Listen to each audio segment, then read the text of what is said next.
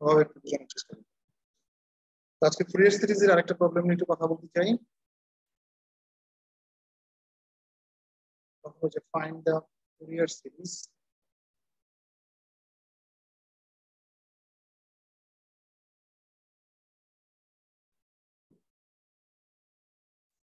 of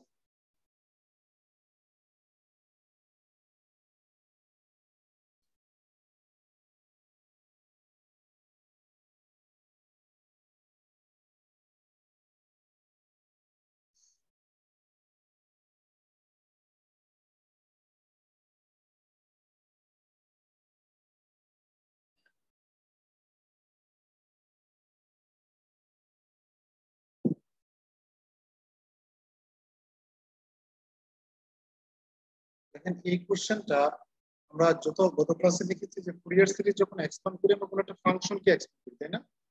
একটা ফাংশনকে Fourier সিরিজের মাধ্যমে এক্সপান্ড করি। তো এখানেও কিন্তু একটা ফাংশন দেওয়া আছে যে এফ অফ এক্স। এই ফাংশনটাকে আপনাকে ফুরিয়ার সিরিজের মধ্যে এক্সপান্ড করতে হবে এই রেঞ্জের মধ্যে -l থেকে l এর মধ্যে যদি ফাংশনটা ডিফাইন্ড থাকে। তবে এখানে ফাংশনটা যেমন গত ক্লাসে যে ফাংশন দেখিয়েছিলাম সরাসরি একটা সিঙ্গেল ফাংশন ছিল -l থেকে l এর মধ্যে, কিন্তু এখানে এই ফাংশনটাকে দুইটা পোর্শনে ভেঙে দেওয়া আছে। একটা হচ্ছে বলা হচ্ছে f of x equals to x square কখন, যখন -l থেকে 0 এর মধ্যে, আর 0 থেকে l এর মধ্যে f of x এর ভ্যালুটা হচ্ছে 2x। আমি যদি এটাকে একটু নাম্বার লাইনে বোঝানোর চেষ্টা করি, আমরা জানি ফুরিয়ার সিরিজে এক্সপান্ড করতে গেলে কোন একটা ফাংশনকে আমার রেঞ্জ হচ্ছে -l থেকে l, তবে সেটা একটা নাম্বার l, এটা -π থেকে π হতে পারে, -2 থেকে 2 হতে পারে। ইন জেনারেল আমরা বলছি -l থেকে l। এই রেঞ্জের মধ্যেই ফাংশনটা ডিফাইন। তবে এই রেঞ্জের মধ্যে ফাংশনটাকে দুটো পোর্শনে ভেঙে দেওয়া আছে। একটা হচ্ছে -l থেকে 0 এর জন্য যদি মাঝখানে একটা 0 পয়েন্ট পিক করি, তাহলে এতটুকু অংশের জন্য f of x হচ্ছে x স্কয়ার, আর এই অংশটার জন্য f of x এর ভ্যালু হচ্ছে 2x, তাই না? এই জিনিসটা বুঝে না? দেখেন তো কোশ্চেনটা দ্বারা প্রশ্নটা দ্বারা কি এটা বোঝায় কিনা? জি স্যার। রেঞ্জের মধ্যে -l থেকে 0 এর মধ্যে হচ্ছে x স্কয়ার, আর 0 থেকে l এর জন্য হচ্ছে 2x। তো আমরা যেহেতু ইন জেনারেল প্রবলেম যেহেতু, তাহলে আমরা ফুরিয়ার সিরিজের যে ফর্মুলা জানি সেই ফর্মুলা অনুসারে একটু আগানোর চেষ্টা করি। আমরা জানি ফুরিয়ার সিরিজ বের করতে গেলে at first we have to calculate the Fourier coefficients a0, an and bn, right? Fourier coefficients গুলো যদি আমরা জানি, তাহলে ফুরিয়ার সিরিজের যে ফর্মুলা আছে সেই ফর্মুলার মধ্যে আমরা সেই কোএফিসিয়েন্টের ভ্যালুগুলো বসিয়ে দিলে আমাদের হয়ে যাবে, তাই না? সো প্রথমে যদি আমরা a0 বের করতে চাই, a0 বের করার ফর্মুলা ছিল ফুরিয়ার সিরিজে যে 1/2l -l থেকে l f of x dx, তাই না? ইন জেনারেল এই ফর্মুলাটাই ছিল, বিকজ আমরা কিন্তু জানি না f of x টা কি ইভেন না odd. Even f of x টা কিন্তু সিঙ্গেল কোনো ফাংশন না, দুইটা পোর্শনে ভেঙে দেওয়া আছে। সো এখানে ওই প্রেডিকশন করার সুযোগ নেই। ওকে, আমরা বের করতে পারবো x স্কয়ার থেকে ইভেন না অড, কিন্তু আমার লিমিট তো -l থেকে l পর্যন্ত নেই। তো আমার সেই ইভেন অড চেক করে আমাদের কোনো এটা মানে ইউজফুল হবে না আমাদের জন্য। যেহেতু ফাংশনটাকে দুইটা রেঞ্জে ভেঙে দেওয়া আছে, তাহলে দেখেন আমার পুরো ইন্টিগ্রালটা আছে কোন লিমিটের মধ্যে? -l থেকে l এর মধ্যে। এই -l থেকে l যে লিমিট যেটা আছে রেঞ্জটা, এইটাকে সাব রেঞ্জ এভাবে ভাঙতে পারবো কিনা চাইলে, কেউ কি বলতে পারে কিনা চাইলে যে -l থেকে l যে কথা, -l থেকে 0 প্লাস 0 থেকে l এই রেঞ্জ একই কথা? জি স্যার। আমরা কি চাইলে দেখেন এটাকে এভাবে লিখতে পারবো কিনা যে 1/2l ইন্টিগ্রেশন অফ -l থেকে 0 f of x dx। আমরা চাইলে f of x এর ভ্যালুটা বসিয়ে নিতে পারতাম। আচ্ছা, পরেই বসে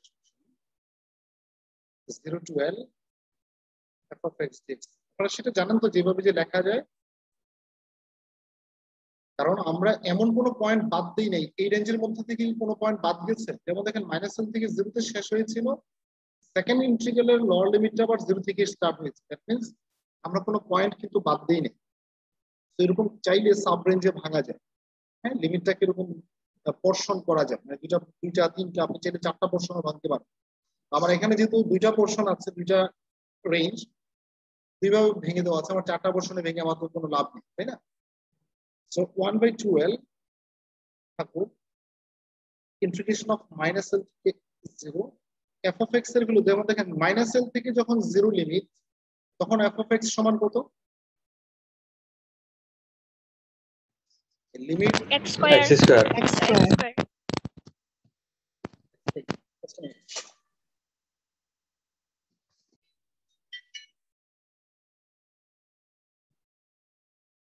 so x square plus limit যখন 0 থেকে l তখন এফ অফ এক্স এর ভ্যালু কত 2x 2x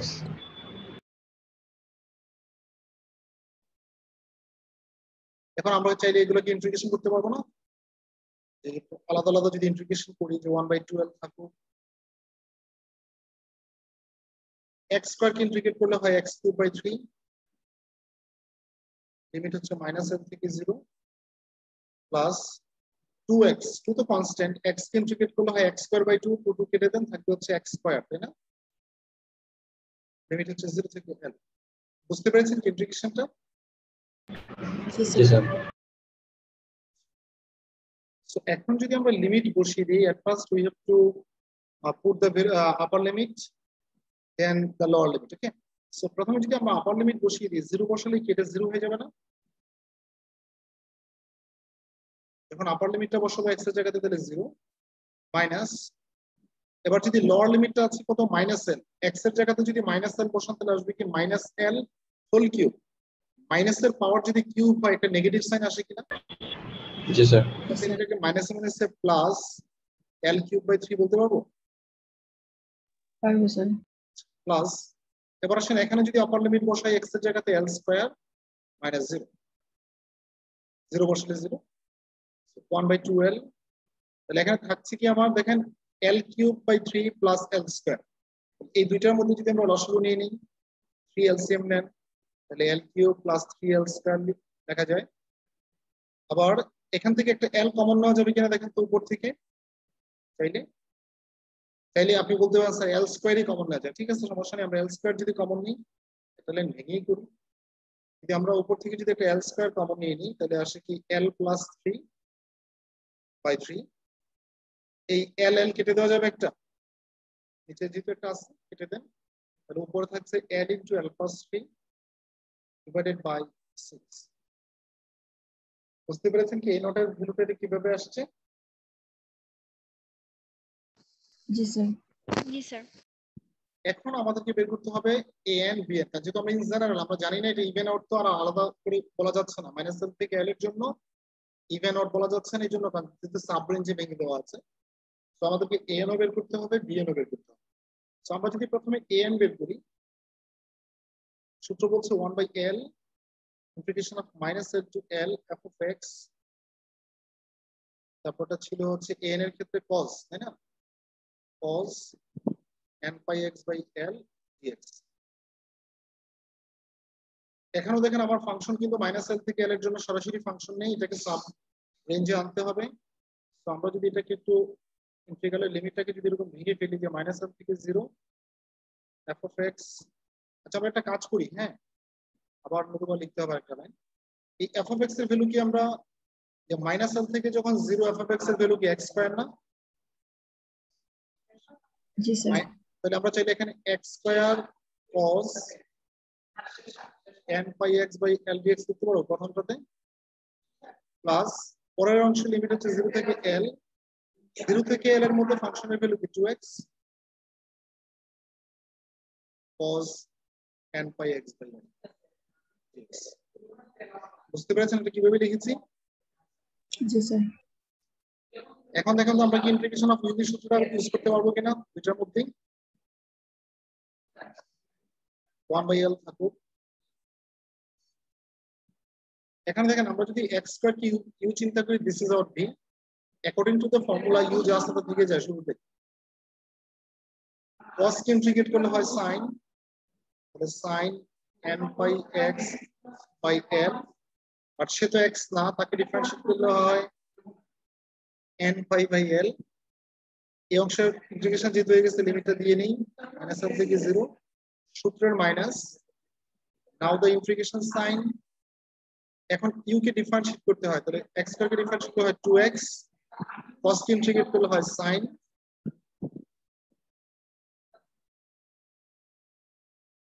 divided by n pi by l dx। তাহলে এই অংশের কাজ হলো। এবার আসেন সেকেন্ড পোর্শনের জন্য, এটার জন্য প্লাস ইউ যা আছে থেকে যায়, তাই না?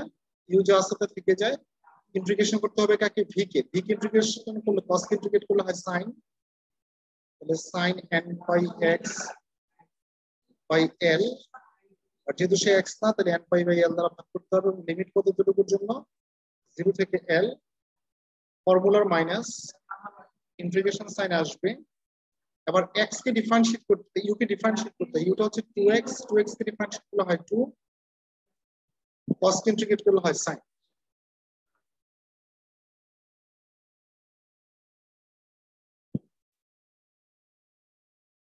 তাকে আবার ইন্টিগ্রেট করতে।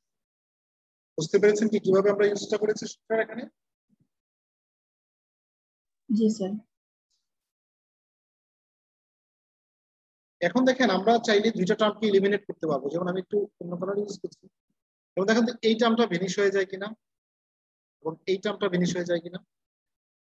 আমরা যখন লিমিট বসাবো, 0 যখন বসাবো sin 0, বা এখানে 0 বসলে এটা 0, তাহলে আপার লিমিটের জন্য কিসের 0?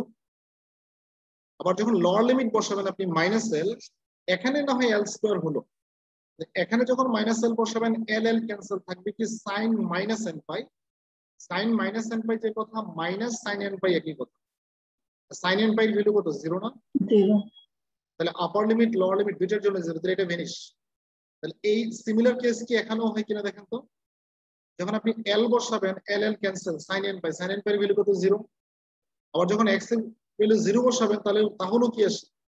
0 আসে। তাহলে এই দুইটা টার্ম কি হয়ে যাবে? ভ্যানিশ হয়ে যাবে, দুইটা টার্মের অস্তিত্ব থাকবে না।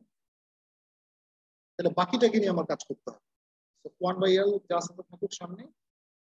এখন দেখেন এই মাইনাস, তো দেখেন তো এখানে কি আবার ইউভি সূত্র করা যাবে কিনা এই অংশটাতে? জি স্যার যাবে। তাহলে দেখেন আমরা যদি 2 তো কনস্ট্যান্ট একটা আছে, n পাই বাই l তাকে উপরে নিয়ে আসলে কি l বাই n পাই হবে। এবং মাইনাসটা সহ যদি রাখতে চাই তাহলে এরকম লিখতে পারবো কিনা দেখেন, মাইনাস 2l বাই n পাই যদি আমরা সামনে রেখে দিই, তাহলে আসলে ইন্টিগ্রেশনটা করবো কাকে? x sin nx by l। তাহলে ইউ হচ্ছে আপনার শুধু x, আর b হচ্ছে এটা, কারণ 2 তো আমরা সামনে নিয়ে আসছি, তাই না? According to the formula, u যা আসতে থেকে যায়, দ্যাট মিন্স x যা আসতে থেকে যাবে, আমরা v কে ইন্টিগ্রেট করবো। v কে ইন্টিগ্রেট করলে sin কে ইন্টিগ্রেট করলে হয় cos মাইনাস cos, তাই না? Minus cos n pi x by l। আর যেহেতু সে x না, তাকে আবার ডিফারেন্সিয়েট করে ভাগ করতে হবে। এতটুকু ইন্টিগ্রেশন যেহেতু হয়ে গেছে, লিমিট হচ্ছে মাইনাস l থেকে 0, সূত্রের মাইনাস ইন্টিগ্রেশন সাইন আসবে। এবার ইউ যা আসতে থেকে যায়, x কে ইউ কে ডিফারেন্সিয়েট করতে হয়, তাহলে x কে x এর থেকে ডিফারেন্সিয়েট করা হয় 1, 1 লিখতে হবে না। আর সাইন কে ইন্টিগ্রেট করলে হয় মাইনাস cos, তাহলে মাইনাস মাইনাস এটাকে কি লিখতে পারবো? Plus cos n pi x by l। যেহেতু সে x না, তাকে আবার ডিফারেন্সিয়েট করতে হবে, ভাগ করতে হবে dx। এতটুকু ইন্টিগ্রেশন কি বুঝেছেন? এটাকে কিভাবে ইন্টিগ্রেট করেছে এটা? হ্যাঁ স্যার। সরি, বুঝেন নাই? জি স্যার। স্যার বুঝতে পারছি। পারছেন, না পারলেও বলবেন। তাহলে এতটুকু হয়ে গেলে এবার আসি কি লাস্টের যেটা আমরা এটা দেখেন, এখানেও কি সেম আমরা চাইলে এরকম লিখতে পারবো কিনা যে l n পাই বাই lটাকে সামনে নিয়ে আসলে কি l বাই n পাই, একটা 2 আছে, আমরা এটাকে একসাথে বলতে পারছি যে মাইনাস 2l বাই n পাই। এখন দেখেন এই সাইন কে ইন্টিগ্রেট করলে হয় কি মাইনাস cos, তাই না? তাহলে ওই মাইনাস আর এই মাইনাসে চাইলে কি আমরা প্লাস বলতে পারবো এটাকে? তাকে ইন্টিগ্রেট করে একটা মাইনাস আসে, আবার এখানে একটা মাইনাস, তাহলে মাইনাস মাইনাসে প্লাস। সাইন কে ইন্টিগ্রেট করলে হয় cos, cos n pi x by l। আর যেহেতু সে x না, তাহলে n পাই বাই l দ্বারা আবার করতে হবে, লিমিট হচ্ছে 0 থেকে l পর্যন্ত।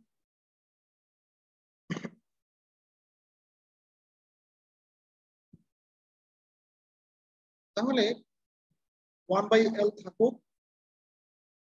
এখন দেখেন তো আমরা যেতটুকু আমার লিমিট বসানো, যেগুলো লিমিট বসিয়ে নিই, পরে না হয় একটা ইন্টিগ্রেশন শুধু বাকি আছে, তাকে ইন্টিগ্রেশন করা যাবে। এখন দেখেন আমরা যদি এতটুকু ইন্টিগ্রেশন যেহেতু হয়ে গেছে, এটাকে আমরা একটু লিমিটটা বসানোর চেষ্টা করি, যে মাইনাস 12/n পাই থাকুক। এখন দেখেন প্রথমে যদি 0 বসাই আপার লিমিটটা, এই এখানে x এর জায়গাতে 0 বসালে এটা কি 0 হয়ে যাবে কিনা আপার লিমিটের জন্য? জি স্যার স্যার। আপার লিমিটের জন্য 0, সূত্রের মাইনাস, সূত্রের মাইনাস আর এখানকার এই মাইনাস, আচ্ছা এই মাইনাসটাকে না রাখি মাইনাস সূত্রের মাইনাসটা লিখে ফেললাম। এবার দেখেন যদি আমরা এল এর এই এক্স এর জায়গাতে মাইনাস এল বসাই, তাহলে এখানে এক্স এর জায়গাতে মাইনাস এল বসালে মাইনাস মাইনাস কি প্লাস এল, তাই না? এল আছে এখানে, আর এখানে যদি মাইনাস এল বসাই এল এল ক্যান্সেল, থাকে কি cos মাইনাস এন পাই। আর cos মাইনাস এন পাই যে কথা, cos এন পাই নিশ্চয়ই কি কথা? জি স্যার তাহলে আমরা কি এখানে এই জিনিসটা এরকম পাচ্ছি কিনা যে L cos N pi divided by পুরোটার নিচে আবার ভাগা গেছে থেকে N pi M pi by by L, তাই না? পুরোটার নিচে এটা ভাগাচ্ছে না আবার, জি স্যার তাহলে এটা গেল। এবার আসুন পরের টার্মের জন্য, যে এটার ক্ষেত্রে আমরা এই এন পাই বাই এল কে যদি আমরা উপরে নিয়ে আসি এল বাই এন পাই, এটা হচ্ছে cos, cos কে ইন্টিগ্রেট করলে কি sin হয় না? cos কে ইন্টিগ্রেট করলে হয় sin, জি স্যার সাইন কিন্তু সে যেহেতু x না, তাহলে আবার এটাকে আবার কি করতে হবে n পাই বাই l দ্বারা ভাগ করতে হবে। আর তাকে যদি উপরে নিয়ে আসি আসবে কি l বাই n পাই। আগে থেকে একটা l বাই n পাই আছে, নতুন যদি একটা সেটাকে চাইলে আমরা কি বলতে হবে l square n square pi square sin n pi x by l বলতে পারবো কি রকম? পসিবল? জি স্যার এবার আসুন লাস্টের টার্ম, লাস্ট টার্মে যদি আমরা একটা কাজ করি 2 ইনটু l বাই n পাই আছে, এটাকে যদি আমরা উপরে নিয়ে আসি l বাই n পাই হবে, তাহলে এটাকে আমরা লিখতে পাচ্ছি 2 l square n square pi square. তাহলে আমরা লিমিটটা বসাবো শুধু এখানে। প্রথমে যদি আমরা আপার লিমিট বসাই, তাহলে l l ক্যান্সেল থাকে কি cos n পাই মাইনাস যখন 0 বসাবো cos 0, cos 0 এর ভ্যালু কি 1 কিনা?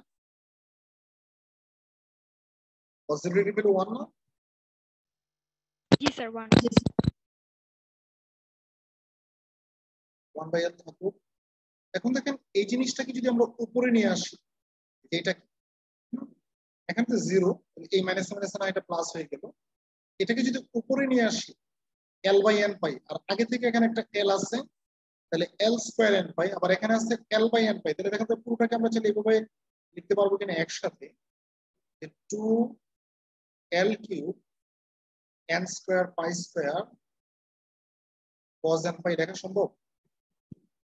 দেখেন তো এটাকে এই দুটো গুণ করলে এটা আসে কিনা। সম্ভব স্যার এবার দেখেন এই টার্মটাও ভেনিশ হয়ে যাবে। সেকেন্ড টার্মটা কেন ভেনিশ হবে? x এর ভ্যালু যখন 0 বসাবো sin 0, sin 0 এর ভ্যালু 0, আবার যখন মাইনাস l বসাবো l l ক্যান্সেল থাকে হচ্ছে sin মাইনাস n পাই। আর sin মাইনাস n পাই যে কথা, মাইনাস sin n পাই এক কথা, sin n পাই ভ্যালু হচ্ছে 0। তাহলে আপার লিমিটের জন্য 0, লোয়ার লিমিটের জন্য 0, তাহলে শেষ ফিনিশ হয়ে গেল। Plus 2l square n square pi square, cos n পাই ভ্যালুটা আমি আগে বসাইনি, পরে বসাবো।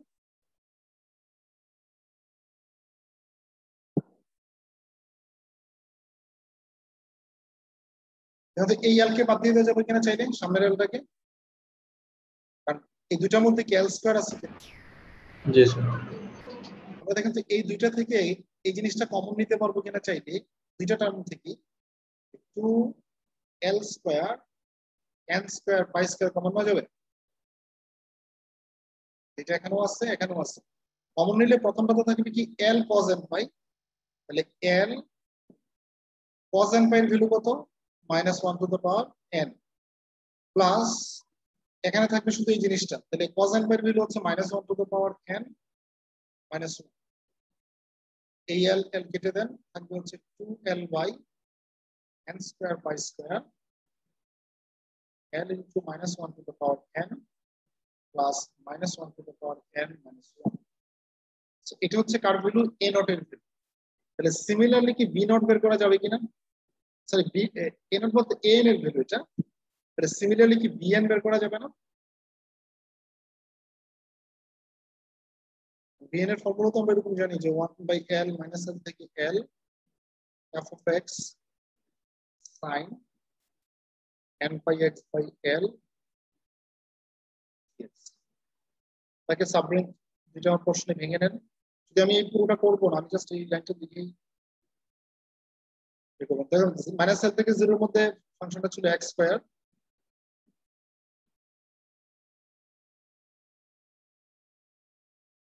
প্লাস 0 থেকে l যখন লিমিট নেব 0 থেকে l এর ক্ষেত্রে ছিল 2x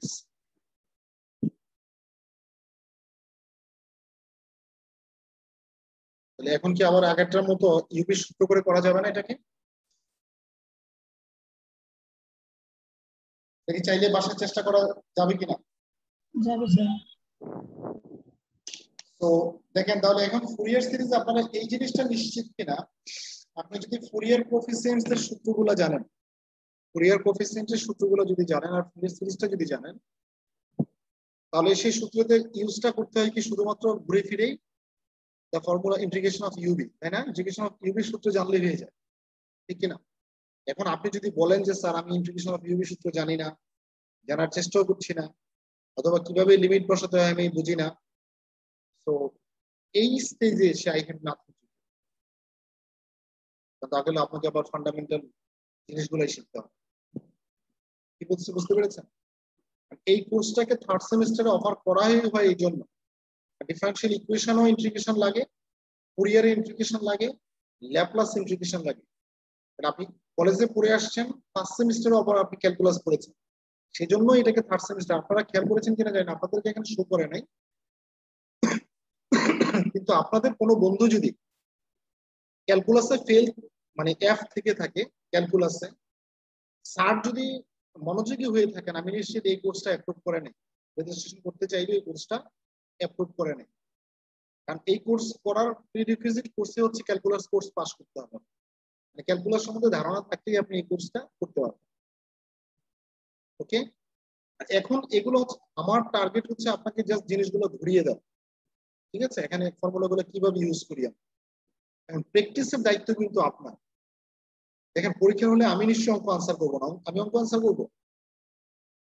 আমি কি আনসার করবো না, আনসার করবেন আপনারা, তাই না? সো প্র্যাকটিসের দায়িত্বটা আপনাদের।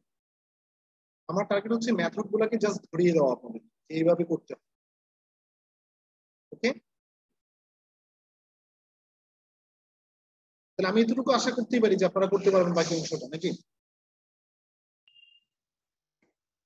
জি স্যার, করা যাবে। সুজয়, জি স্যার। এবং সবচেয়ে ভালো হবে যদি বিএনটা বের করে যদি কেউ করেন, চাইলে গ্রুপে একটু ছবি তুলে একটু দিয়েন, অন্যরাও উপকৃত হবে, বা হয়েছে কিনা আমি ওটা কমেন্টস করতে পারবো যে আপনার এটা হয়েছে, ঠিক আছে? স্যার ফুরিয়ারের মানে এক্সাম্পল গুলো যদি একটু দেখিয়ে দিতেন পিডিএফ এর কোন পেজে? মানে বুঝি নাই স্যার এক্সাম্পল গুলো কোথায় আছে পিডিএফ এর ফুরিয়ার অ্যানালিসিস এর? ওইটা পিডিএফ এর শেষের দিকে দেখেন ফুরিয়ার অ্যানালিসিস আছে, ল্যাপ্লাস সিরিজ শেষের দিকে ফুরিয়ার অ্যানালিসিস আছে, ঠিক আছে? আর তাছাড়া সবচেয়ে এখন তো মনে করেন বিশ্ব উন্মুক্ত, তাই না? ফুরিয়ার সিরিজ সম্বন্ধে আপনারা অনলাইনেও প্রচুর পিডিএফ বলেন, লেকচার বলেন, সবই পাবেন, টিউটোরিয়াল মানে বিভিন্ন ক্লাসগুলো। হ্যাঁ, যেহেতু এখন মানে বিশ্ব উন্মুক্ত, মানে আপনি লিডিং ইউনিভার্সিটি স্টুডেন্ট বেদে আপনি আইআইটির ক্লাস করতে পারবেন না বা এমআইটির ক্লাস করতে পারবেন তা না, কিন্তু আপনি এমআইটির লেকচারও দেখার সুযোগ আছে, আইআইটির লেকচারও দেখার সুযোগ আছে, তাই না?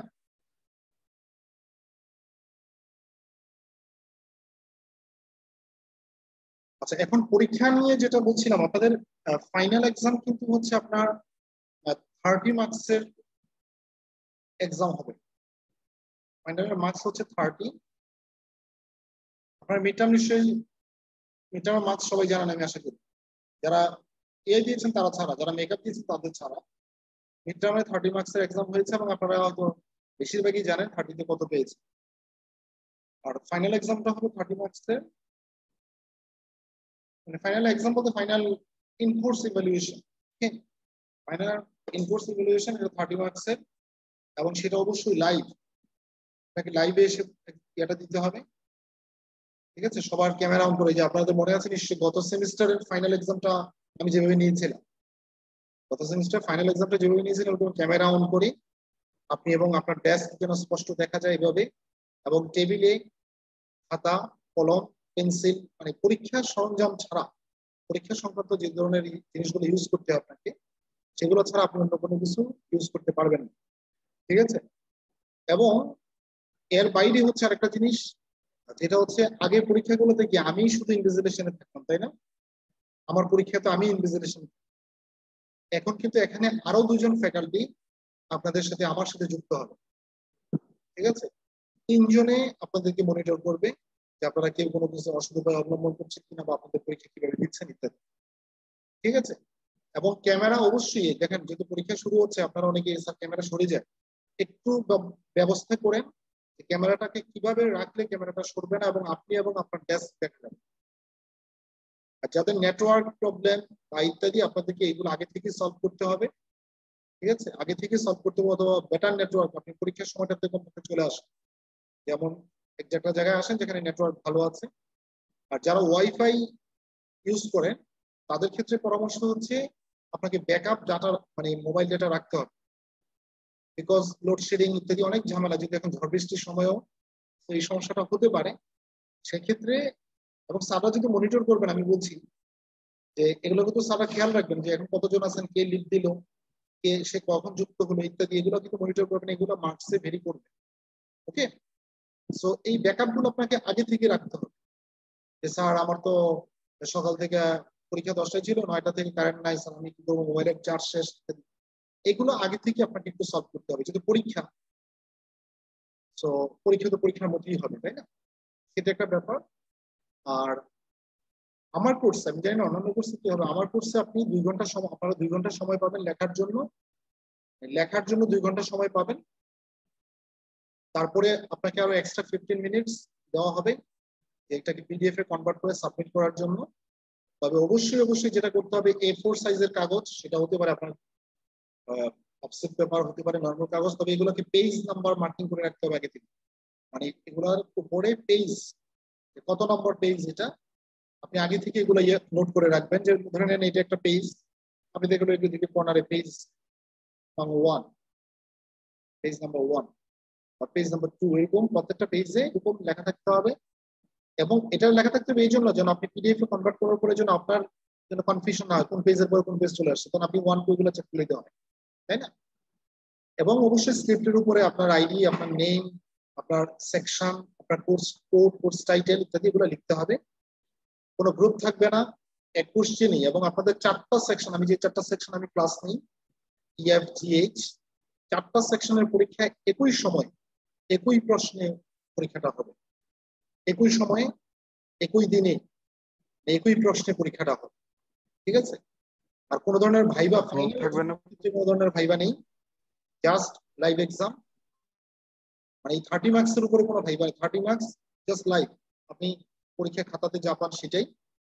আর এর বাইরে যেটা কি বলতে চেয়েছিলাম, ও আপনাদেরকে যেহেতু আমার কোর্সটা দিয়ে আপনাদের পরীক্ষাটা শুরু, আপনাদেরকে যেমন যেমন আপনাদের 13 তারিখ পরীক্ষা, আমি যতটুকু জানি আমার কোর্সের পরীক্ষাটা, তো আমি 11 তারিখ কিংবা 12 তারিখে ইউনিভার্সিটির যে ওয়েবসাইট বা আমাদের এখানে তো সব তথ্য শো করে যে যাদের ফর্মালিটিস মানে ক্লিয়ার ভিউ, দ্যাট মিন্স আপনারা বুঝতে পারছেন আমি শব্দটা কি, যাতে পেমেন্ট ইস্যু গুলো আপনাকে আগে থেকে সলভ করতে হবে, আবার হেডের পারমিশন বা পেমেন্ট করা আগে থেকে সলভ করতে হবে। আদারওয়াইজ যাদের এই ইস্যুগুলো থাকবে, যেহেতু ভাইবা নেই, কারণ আগে আমরা কি করতাম লাইভ এক্সামে ভাইবাতে আটকে দিতাম, যেহেতু ইয়ে নেই আপনাকে ওই লাইভ এক্সামে আপনাকে সেই পারমিশনটা দেওয়া হবে না, বা যদি আপনি পরীক্ষায় বসেও যান সেটা অ্যাবসেন্ট হিসেবে কাউন্ট করা হবে। দ্যাট মিন্স আপনাকে এই জিনিসগুলা আগে থেকেই সলভ করতে হবে। ওকে, আর পরীক্ষাতে টোটাল 4 সেট কোশ্চেন থাকবে, 4 সেট থেকে আপনাকে 3 সেট কোশ্চেন আনসার করতে হবে।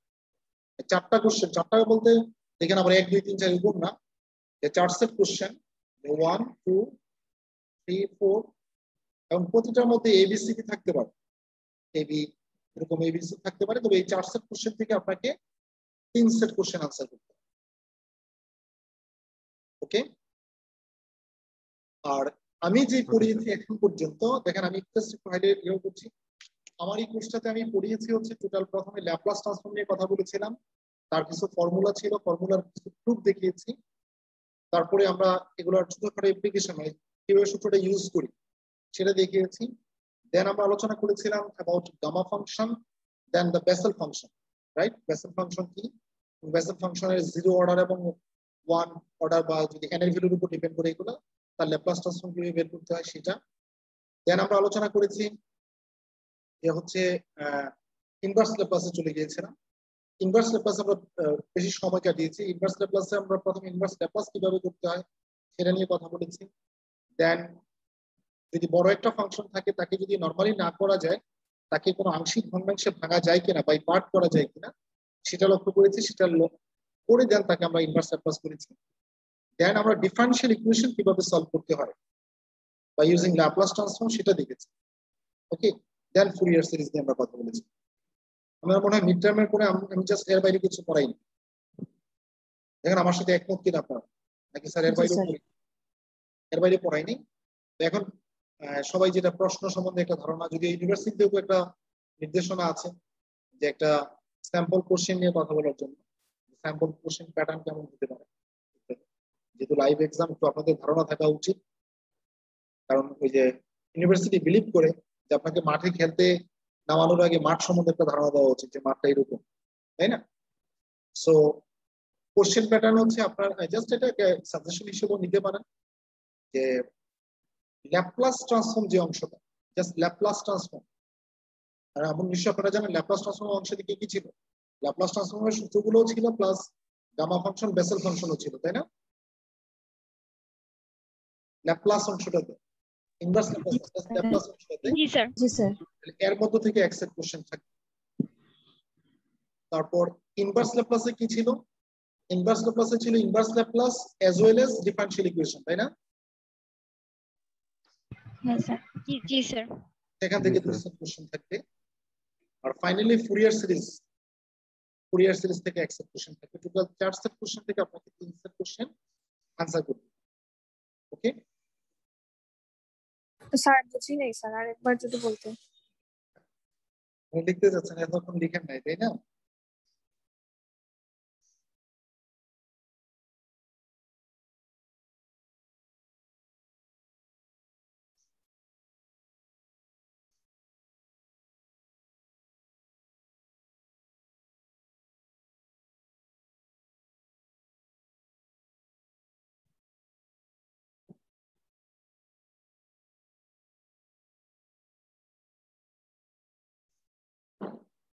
ল্যাপ্লাস থেকে একটা, ইনভার্স ল্যাপ্লাস ডিফারেনশিয়াল থেকে দুইটা। ডিফারেনশিয়াল ইকুয়েশন বলতে ওই যে ল্যাপ্লাস ট্রান্সফর্মের সাথে সাহায্যে সলভ করা যায় সেটা। আর ফুরিয়ার সিরিজ থেকে একটা। টোটাল 4 সেট কোশ্চেন থাকবে, আপনাকে যে কোনো 3 সেট কোশ্চেন আপনাকে आंसर করতে। ওকে, এখন যে যত বেশি প্র্যাকটিস করবেন, অঙ্কগুলো প্র্যাকটিস করা বলতে ধরেন আমি যে অঙ্কগুলো পড়িয়েছি এই অঙ্কগুলোই প্রশ্নটা আপনি নিজে লিখে যদি আপনি নিজে করতে পারেন তাহলে আপনি নিশ্চিত যে অন্য যে কোনো অঙ্ক আসলে আপনি নিজে করতে পারেন। কি বলছি বুঝতে পেরেছেন? মানে এরকম না যে আপনাকে আরো কয়েক কিছু প্রশ্ন দেওয়া উচিত, স্যার আমি কোনটা কোনটা করবো কিছু বলে দেন, কিছু প্রশ্ন দেন, না আপনার দরকার নেই। আমি যে অঙ্কগুলো ক্লাসে করেছি আপনি যদি সেই প্রশ্নটা আপনি নিজে লিখেন, প্রশ্নটা লিখে আবার নিজে করার চেষ্টা করেন, যদি করতে পারেন তাহলে আপনি যে কোনো অঙ্ক আসলে আপনি করতে পারবেন। আমি আপনাদেরকে আগেও বলেছি আমি যেসব মেথড আলোচনা করেছি পরীক্ষিত ওই মেথডের উপরে, হ্যাঁ হয়তো এক্স্যাক্টলি অঙ্কটা তো নাও থাকতে পারে, অন্য একটা প্রবলেম থাকতে পারে, ওই মেথডে। ওকে,